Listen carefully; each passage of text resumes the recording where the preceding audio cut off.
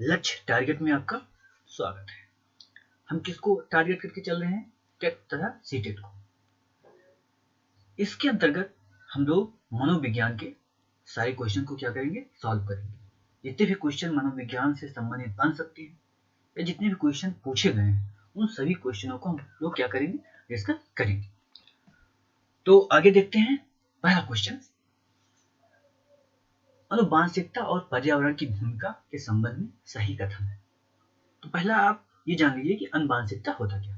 अनुवांशिकता का मतलब कि वो गुण जो माता पिता से क्या होता है? हस्तांतरित होता है या स्थानांतरित होता है बच्चों में। ठीक है, जैसे हो सकता है आपके पिता की हाइट अच्छी हो तो आपकी भी हाइट अच्छी हो जाए, आपकी माता हो सकता है सुंदर हो तो आप भी सुंदर हो जाए। तो ये जो गुण ट्रांसफर हो रहा है इसी को क्या बोलते हैं? अनुवांशिकता बोलते हैं। ठीक है, यही अनुवांशिकता है। ठीक है, अब पर्यावरण, पर्यावरण क्या है? पर्यावरण का मतलब होता है चारों ओर जो हमारी दशाएं हैं, चारों ओर जिस भी दशा से हम लोग घिरे हुए हैं तो वो पर्यावरण है। जैसे अगर आप रूम में बैठे हैं तो कुर्सी है, वो भी पर्यावरण का पार्ट है। लैपटॉप है आपका, वो भी पर्यावरण का पार्ट है। ऑक्सीजन है, वो भी पर्यावरण का पार्ट है। टीवी चल रही है, वो भी पर्यावरण का पार्ट है। ठीक है, तो पर्यावरण में सभी जैविक और अजैविक घटकों को क्या करते हैं? शामिल करते हैं। अब देखते हैं ये प्रश्न को कि विकास के कुछ पहलू अनुवांशिकता और कुछ अन्य पर्यावरण से अधिक प्रभावित होते हैं। यानी क्या अनुवांशिकता ज्यादा प्रभावित करता है पर्यावरण से। ठीक है, दूसरा क्या है? सीखने और प्रदर्शन करने की एक बच्चों की क्षमता जीनों द्वारा निर्धारित होती है। जीन क्या है? जीन आप कह सकते हैं एक इकाई है। क्या? एक इकाई है, और यही इकाई अनुवांशिकता को क्या करती है? स्थानांतरित करती है। क्या? जीन एक प्रकार की इकाई है और यही इकाई अनुवांशिकता को माता पिता से बच्चों में स्थानांतरित करती है। तो ये बता रहा है सीखने और प्रदर्शन करने में बच्चों की क्षमता किसके द्वारा निर्धारित होती है? जीनों के द्वारा। तीसरा है अच्छी देखभाल और पौष्टिक भोजन बच्चों के किसी भी जन्मजात विकार को दूर कर सकता है। ठीक है, और चौथा है कि पर्यावरण केवल बच्चों के भाषा विकास में भूमिका निभाता है। तो कथन इसका कौन सा सत्य होगा? पहला आ जो है वो क्या होगा? सत्य होगा। क्या होगा? आ सत्य होगा। ठीक है, अब अगला देखते हैं। दूसरा क्वेश्चन है कि निम्न में कौन सा पियाजे के अनुसार, निम्न में कौन सा पियाजे के अनुसार नहीं है? क्या? निम्न में कौन सा पियाजे के अनुसार नहीं है या नहीं कहा जा सकता? तो विकास गुणात्मक चरणों में होता है। क्या? विकास गुणात्मक चरणों में होता है। बच्चे अपनी दुनिया के बारे में ज्ञान का निर्माण और उपयोग करते हैं। और तीसरा, निरंतर अभ्यास से अधिगम विकसित होता है। क्या? विकसित होता है। क्या होगा? विकसित होता है। ठीक है, अधिगम, अधिगम माने सीखना, आप जानते ही हैं। और चौथा है बच्चे अपने पर्यावरण पर क्रिया करते हैं। तो पियाजे ने सिद्धांत दिया है। क्या? पियाजे ने एक सिद्धांत दिया है जिसको बोलते हैं संज्ञानात्मक विकास का सिद्धांत। ठीक है, संज्ञानात्मक विकास का सिद्धांत। उसी सिद्धांत में ऐसे गुणों की चर्चा की गई है। ठीक है, तो पहला उसमें गुण है विकास गुणात्मक चरणों में होता है। क्या? विकास गुणात्मक चरणों में होता है, तो यानी कि पहला तो सही है। दूसरा, विकास क्रमिक होता है। क्या? विकास क्रमिक होता है। तीसरा, बच्चे अपनी दुनिया के बारे में ज्ञान का निर्माण और उपयोग करते हैं, यानी कि बा भी सही है। बच्चे अपने पर्यावरण के प्रति क्या क्रिया करते हैं, तो क्या है? ये भी सही है, यानी कि दा भी सही है। अगला, बच्चों का विकास प्रत्येक अवस्था से होकर गुजरता है, तो इसमें वो नहीं दिख रहा है।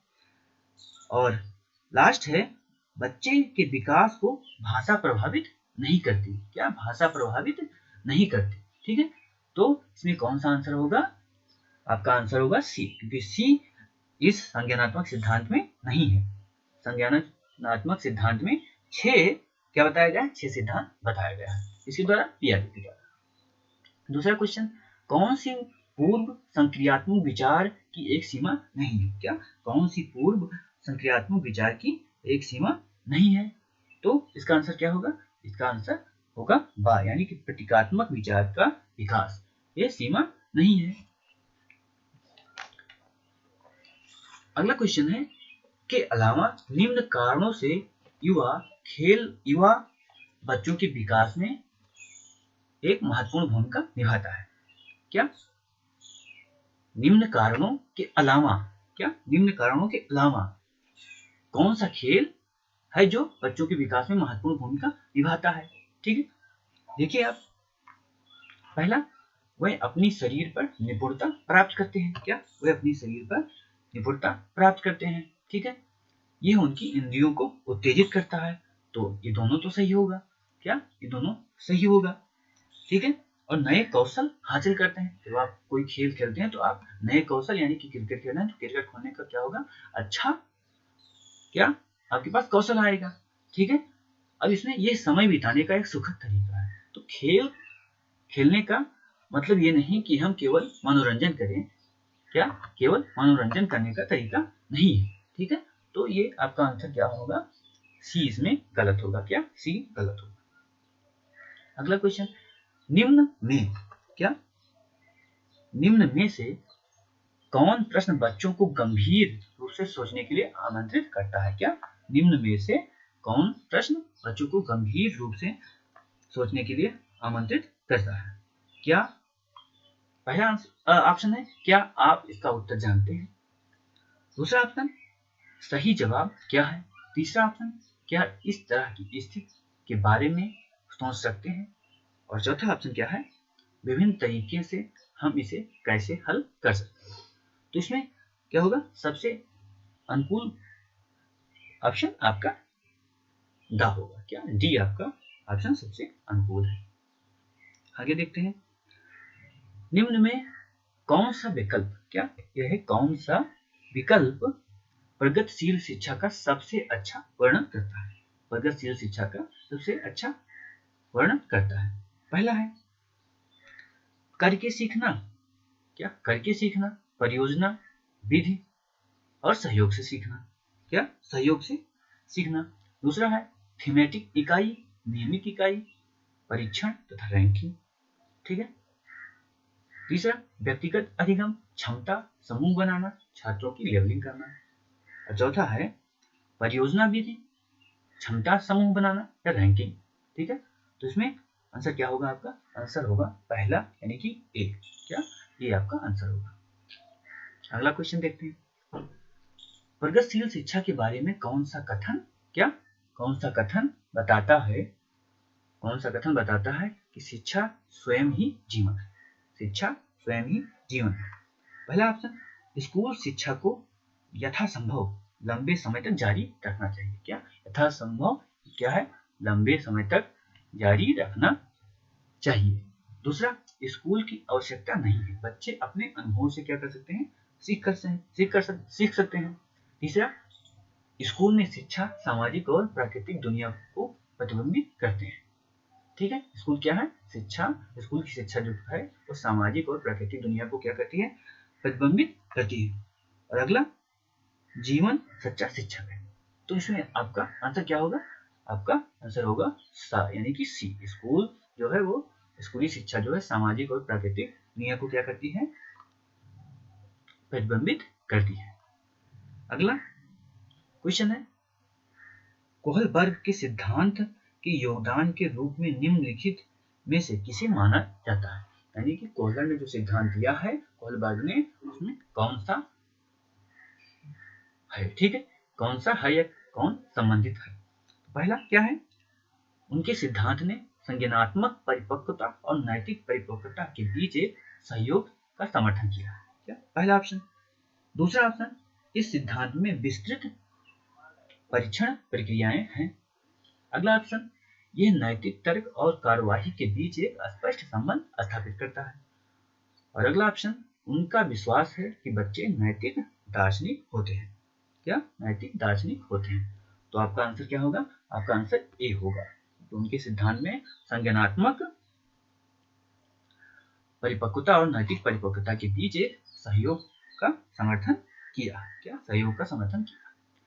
निकटवर्ती विकास का क्या निकटवर्ती विकास का क्षेत्र संदर्भित है। क्या है ये क्षेत्र है, क्षेत्र संदर्भित है। ठीक है, उस चरण को जब अधिगम विकास संभव हो। निकटवर्ती विकास का क्षेत्र संबंधित है। पहला ऑप्शन क्या है, उस चरण को जब अधिगम विकास संभव हो। दूसरा ऑप्शन है उस विकासात्मक चरण को जब बच्चा सीखने की पूरी जिम्मेदारी लेता है। क्या, सीखने की पूरी जिम्मेदारी लेता है। एक संदर्भ को या इस संदर्भ को या उस संदर्भ को, क्या उस संदर्भ को, ठीक है, जिससे बच्चा सहयोग के सही स्तर के साथ कोई कार्य लगभग स्वयं क्या करता है, स्वयं करता है। क्या, स्वयं करता है। ठीक है, और अगला उस सीखने के बिंदु को, क्या उस सीखने के बिंदु को जब सहयोग वापस लिया जाता है, जब सहयोग वापस लिया जाता है। तो आपका आंसर क्या होगा, उस संदर्भ को जिसमें बच्चे क्या करते हैं, सहयोग के सही स्तर के साथ कोई कार्य लगभग स्वयं करते हैं। क्या, स्वयं करते हैं। ठीक है, यानी वो सहयोग के द्वारा सीखते हैं। क्या, सहयोग के द्वारा सीखते हैं। अगला क्वेश्चन, एक उभयलिंगी व्यक्तित्व है। क्या, एक उभयलिंगी व्यक्तित्व है। पहला, स्त्री लक्षणों वाले पुरुषों को संदर्भित करता है। ठीक है। दूसरा, में आम तौर पर माने गए मर्दाना और स्त्री गुणों का संयोजन होता है, यानी किसी में स्त्री और पुरुष दोनों का गुण होता है। अगला, में मजबूत होने की आदत होती है। क्या, मजबूत होने की आदत होती है, या दृढ़ होने की आदत होती है, या अहंकारी होने की आदत होती है। ठीक है। और अगला, समाज में प्रचलित रूढ़वादी लिंग भूमिकाओं का पालन करता है। तो इसमें आपको ऑप्शन बताना है कि कौन एक क्या है, उभयलिंगी व्यक्तित्व है। ठीक है, तो आप क्या लगाएंगे, ऑप्शन ब यानी कि बी, आमतौर पर मर्दाना और स्त्री गुण पाए जाते हैं, उसी को ही क्या बोलते हैं, उभयलिंगी व्यक्तित्व बोलते हैं।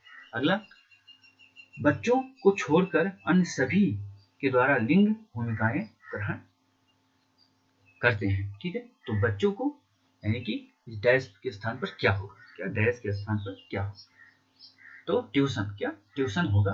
क्या आंसर आपका डी होगा। बच्चे ट्यूशन को छोड़कर अन्य सभी के द्वारा लिंग भूमिका ग्रहण किया जाता है। बच्चों के द्वारा लिंग भूमिकाएं ग्रहण की जाती है। ठीक है।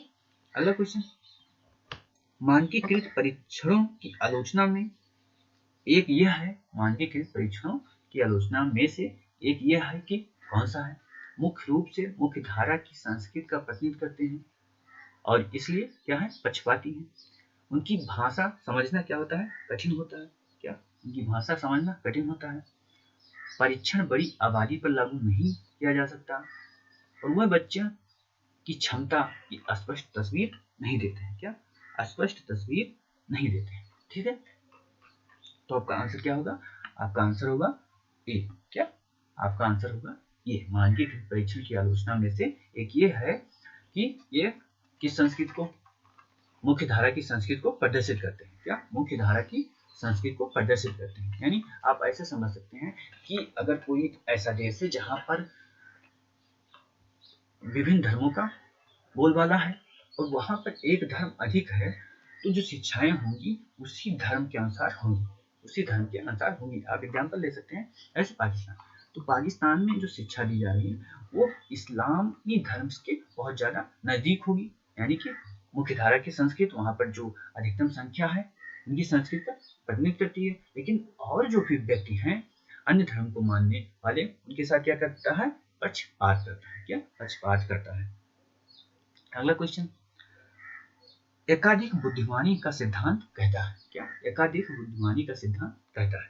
पहला, बुद्धि तेजी से बढ़ाई जा सकती है, बुद्धि की प्रकार हो सकती है। क्या, बुद्धि की प्रकार हो सकती है, बुद्ध कई प्रकार की हो सकती है। क्या, बुद्ध कई प्रकार की हो सकती है।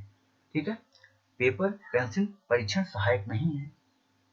और अगला है प्रभावी अध्यापन। क्या, प्रभावी अध्यापन के द्वारा बुद्धि बढ़ाया जा सकता है। तो एकाधिक बुद्धिमानी का सिद्धांत क्या कहता है आपको बताना है, पॉज करके आप बताइए। तो इसमें क्या है, आपका आंसर बी है, यानी बुद्ध कई प्रकार से हो सकती है, कई प्रकार से हो सकती है। जैसे एक व्यक्ति है ठीक है, लेकिन वो पढ़ने में उसका मन नहीं लगता, लेकिन क्रिकेट में खेलने में उसका मन लगता है। जैसे आप विराट कोहली को लीजिए, तो विराट कोहली ने इंटर पास नहीं किया किंतु क्रिकेट खेलने में अच्छे हैं, तो क्रिकेट से संबंधित जितनी बुद्धिमत्ता है वो उनके पास है। इसी तरह गाय के पास जो बुद्धिमत्ता है वो गायन से संबंधित है, यानी कि गला से संबंधित जो बुद्धिमत्ता है वो उसके पास है। केवल बुद्धिमत्ता केवल आप स्तर में नहीं है, या आप कह दें केवल मानसिक विकास ही सारी बुद्धिमत्ता की परिपाटी या सारी मानक नहीं होती, और सी बुद्धिमत्ताएं होती हैं शरीर में, जैसे क्रिकेट खेलना, गाना गाना या दौड़ना। ठीक है, ये सब क्या है, बुद्धि के प्रकार हैं। अगला क्वेश्चन देखते हैं। शिक्षक सीखने के लिए मूल्यांकन तथा सीखने के मूल्यांकन दोनों का उपयोग कर सकता है क्या? शिक्षक सीखने के लिए और मूल्यांकन, सीखने के लिए मूल्यांकन और सीखने के मूल्यांकन दोनों का उपयोग कर सकता है। पहला ऑप्शन है बच्चों की प्रगति, क्या? बच्चों की प्रगति और क्या है, बच्चों की प्रगति और उपलब्धि स्तर को जानने में, क्या? उपलब्धि स्तर को जानने में। दूसरा ऑप्शन है बच्चों की सीखने की जरूरत को जानने में और तदनुसार शिक्षण रणनीति का चयन करने में, क्या? शिक्षण रणनीति का चयन करने में। अगला है आवधिक अंतराल और बच्चे के प्रदर्शन का आकलन करना। ठीक है, और तीसरा सभी। तो आपको इसमें आंसर क्या होगा, आपका बी होगा, क्या? बच्चों की सीखने की जरूरत को जानना और उसके अनुसार रणनीति बनाना, जिससे क्या होगा, शिक्षा की गुणवत्ता बढ़ेगी, क्या? शिक्षा की गुणवत्ता बढ़ेगी। अगला क्वेश्चन है, क्या निम्न में से कौन सा सतत और व्यापक मूल्यांकन से संबंधित है? क्या ये है सतत और व्यापक? सतत और व्यापक कौन सा सतत और व्यापक मूल्यांकन से संबंधित है? पहला, इसे भारत के शिक्षा के अधिकार अधिनियम द्वारा अनिवार्य किया गया है, क्या? अनिवार्य किया गया है। दूसरा, यह शिक्षण अधिगम प्रक्रिया का अभिन्न अंग है, क्या? अभिन्न अंग है ये। यह विभिन्न शिक्षा क्षेत्रों में बच्चों की उपलब्धि पर क्या है, केंद्रित है, क्या? बच्चों की उपलब्धि पर केंद्रित है। अगला, यह बच्चों को धीमे, खराब या बुद्धिमान के रूप में चिन्हित करने में उपयोगी होता है, क्या? उपयोगी होता है। क्या क्वेश्चन है, कौन सा सतत और व्यापक मूल्यांकन से संबंधित नहीं है? तो आप देखेंगे क्या, डी देखेंगे, ये बच्चों को धीमे, खराब या बुद्धिमान के रूप में चिन्हित करने में उपयोगी नहीं है, क्या? उपयोगी नहीं है। अगला क्वेश्चन देखते हैं। बच्चों में प्रतिभाशीलता डॉट के कारण होती है। किसके कारण बच्चों में प्रतिभाशीलता होती है? पहला, अनुवांशिकता व वातावरण के बीच अंतःक्रिया। दूसरा, एक संसाधन समृद्ध वातावरण या सफल माता पिता। और अगला, एक अनुशासित दिनचर्या। बच्चों में प्रतिभाशीलता किसके कारण होती है, आपको बताना है। किसके कारण होती है? अनुवांशिकता तथा वातावरण के बीच अंतःक्रिया। ठीक है, बहुत हद तक आप कितना बुद्धिमान हैं या कितना बुद्धिमान होंगे, कितना पढ़ने में अच्छा होंगे, ये माता पिता पर भी डिपेंड करता है। अगर माता पिता आपके पढ़े लिखे हैं, अच्छे हैं, बुद्धिमान हैं, तो ये संभावना ज्यादा रहती है कि बच्चे भी बुद्धिमान हों। ठीक है, और बुद्धिमान होने के साथ आप पर्यावरण से जितना वातावरण से जितना अंतःक्रिया करते हैं, क्या अंतःक्रिया करते हैं, उससे भी आपकी बुद्धिमानी बढ़ती है, आपकी प्रतिभा बढ़ती है। अब बहुत लोगों से क्या होते हैं, इंटरेक्शन करते हैं, तो आपका बुद्धिमानी बढ़ती है। ठीक है, तो दोनों का प्रभाव होता है।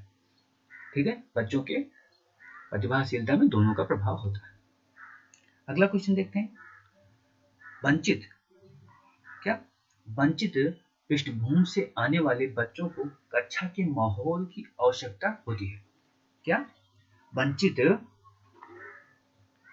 पृष्ठभूमि से आने वाले बच्चों को कक्षा के माहौल की आवश्यकता होती है। कैसे कक्षा के माहौल की आवश्यकता होती है? कोई ऐसा व्यक्ति है जो गरीब है, अब वो लड़का पढ़ने आता है, तो उसे कैसा माहौल देंगे जिससे वो अच्छा कर पाए? पहला, उससे अच्छा व्यवहार करना, क्या? उससे अच्छा व्यवहार करना। ठीक है, वंचित पृष्ठभूमि से आने वाले बच्चों को कक्षा के माहौल की आवश्यकता होती है।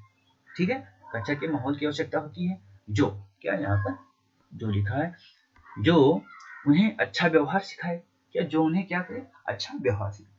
दूसरा, उनके संस्कृत और भाषाई ज्ञान को महत्व दे, जो उनके संस्कृत और भाषाई ज्ञान को महत्व दे। अगला, उनकी भाषा के उपयोग को क्या करे, प्रोत्साहित करे। और अगला, बच्चों को उनकी क्षमताओं के आधार पर वर्गीकृत करे। ठीक है, कोई गरीब व्यक्ति अगर स्कूल में आता है तो उसे कैसा माहौल दो जिससे ये सब प्रक्रियाएं हो। तो इसमें क्या होगा, इसमें उनकी संस्कृत और भाषाई ज्ञान को महत्व दो। अगर कोई गरीब बच्चा है तो वो किस संस्कृति में रहता है, उसकी भाषा क्या है, अगर आप उसको महत्व नहीं देंगे तो बच्चा कुछ सीख नहीं सकता। उसकी भाषा में आप बात नहीं करेंगे। गरीब बच्चा है जो हिंदी बोलता है, आप कॉन्वेंट में लिखवाते हैं उसका नाम, ठीक है, कॉन्वेंट में केवल इंग्लिश बोली जा रही है, हिंदी कुछ बोला ही नहीं जा रहा। अब ये 2 घंटा पढ़ाई स्कूल में करता है, दिन भर अपने माता पिता के साथ रहता है, हिंदी में बोलता है, तो कैसे वो एडजस्ट कर पाएगा। ठीक है, तो यही बता रहा है कि भाषा का, जो उसकी मातृभाषा है, उसका क्या करना चाहिए, महत्व देना चाहिए। अगला क्वेश्चन, कक्षा में सृजनात्मक और प्रतिभाशाली बच्चों के लिए आवश्यक हस्तक्षेप निर्भर करता है। क्या किस क्लास में प्रतिभाशाली बच्चे हैं तो आवश्यक हस्तक्षेप निर्भर करता है, किस पर निर्भर करता है, ये देखिए, शिक्षक द्वारा अनुकूलित और प्रेरक निर्देशन तरीकों के उपयोग पर। ठीक है, अगला, उन्हें अतिरिक्त समय दिए जाने पर, उनके प्रति स्नेही होने के नाते, और उन्हें अन्य बच्चों की पढ़ाई की जिम्मेदारी देने पर। ठीक है, अगर कोई प्रतिभाशाली बच्चा है तो आप क्या करेंगे, हस्तक्षेप करेंगे। तो कैसा हस्तक्षेप करना चाहिए आपको, शिक्षा द्वारा अनुकूलित प्रेरक निर्देशन तरीकों से। क्या पहला ऑप्शन आपका सही है, ना कि उसको अलग से आप ट्यूशन पढ़ाने लगे या उसको ज्यादा प्यार करें, कोई कम प्रतिभाशाली है उसको कम प्यार करें, ये सब टीचर को नहीं करना। अगला क्वेश्चन देखते हैं, अति संवेदनशील बच्चों की सीखने में मदद करने के लिए निम्न में कौन सा उपयुक्त नहीं है। यानी कि अति संवेदनशील बच्चे हैं, अति संवेदनशील बच्चे का कि अगर उनको थोड़ा भी शिक्षा मिलने का ना मिलने का रास्ता मिल गया तो वो पढ़ाई नहीं कर सकते, तो उनके लिए कौन सा उपयुक्त है, इसको आपको बताना है।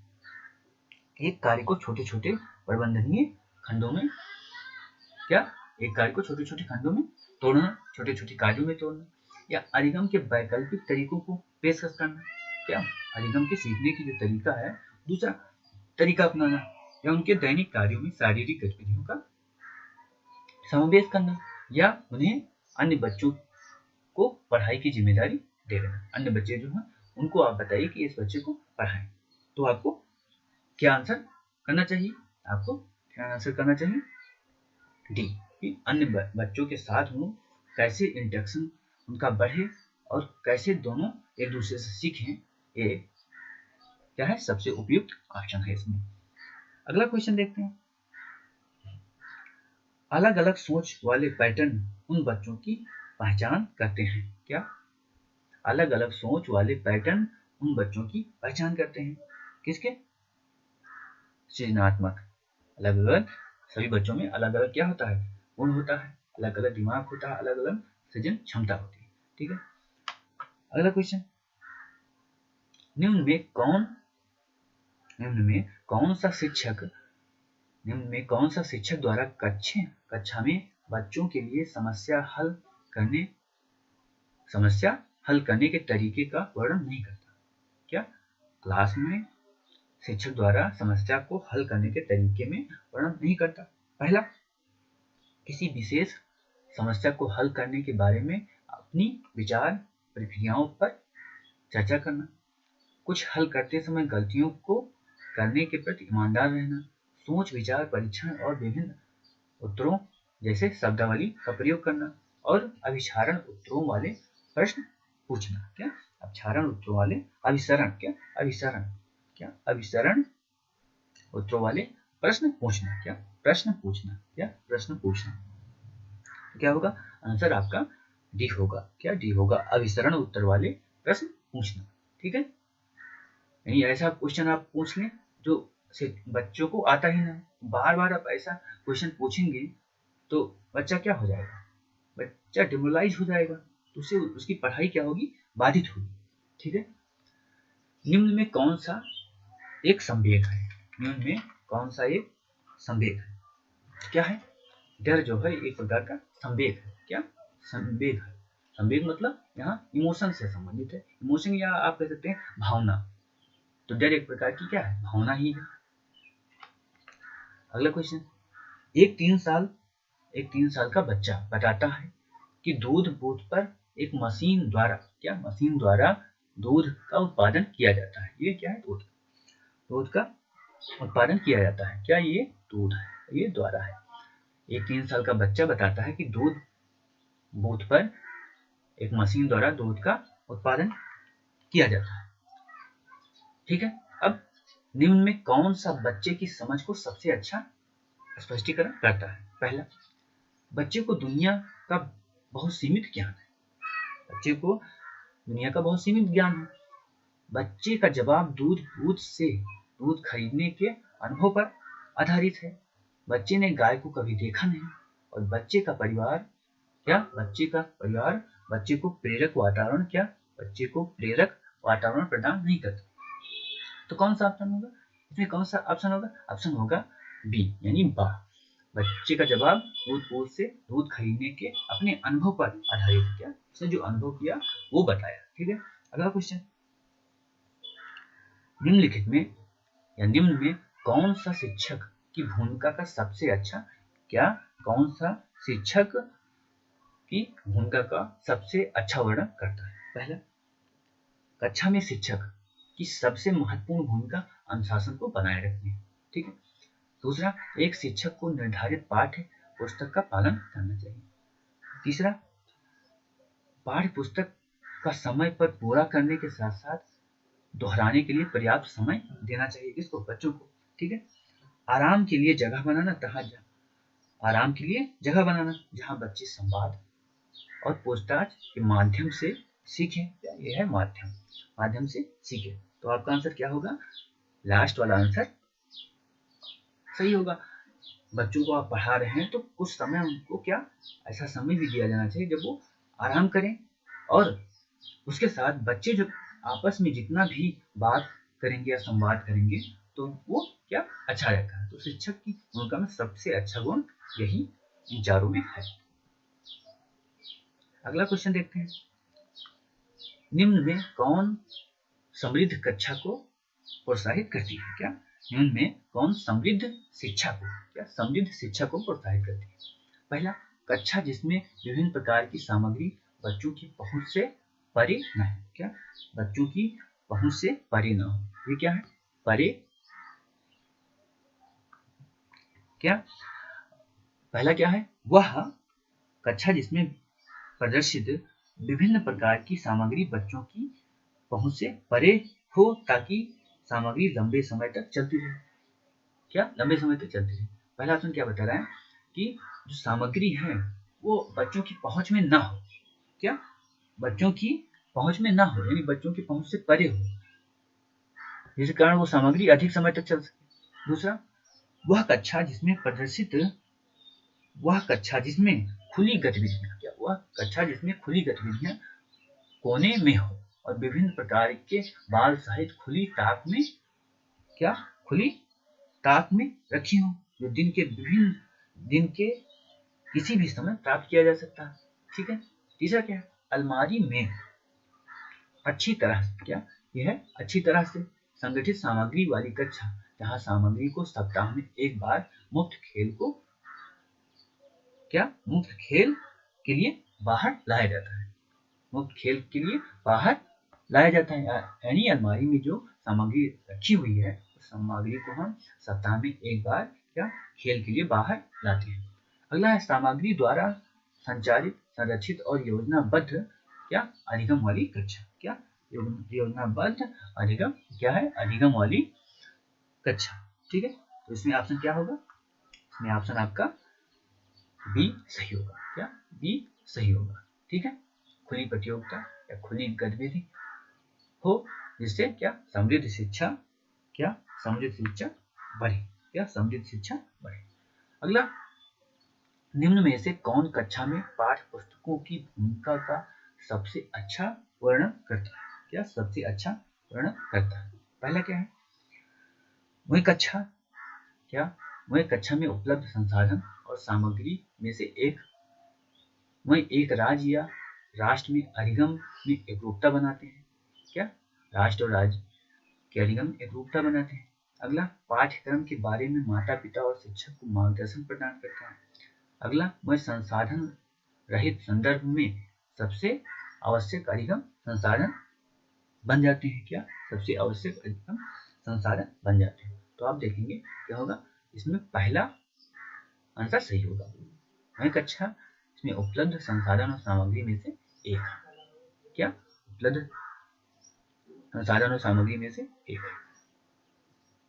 ठीक है, अगला क्वेश्चन देखते हैं। राष्ट्रीय पाठ्यचर्या फ्रेमवर्क 2005 ने अपनी समझ से प्राप्त किया। क्या? अपनी समझ से प्राप्त किया। कौन सा ऑप्शन होगा इसमें? क्या? चनावाद। क्या? चनावाद। क्या होगा? चनावाद होगा। ठीक है, अगला क्वेश्चन देखते हैं। कक्षा में बच्चों को प्रेरित समझा जा सकता है। क्या? प्रेरित समझा जा सकता है। मतलब इसका क्या है कि कक्षा में बच्चों को कैसे प्रेरित किया जा सकता है? वह अच्छी तरह से वर्दी पहने स्कूल में आए। क्या? पहला ऑप्शन क्या है? वह अच्छी तरह से वर्दी पहने स्कूल में आते हैं। क्या? स्कूल में आते हैं।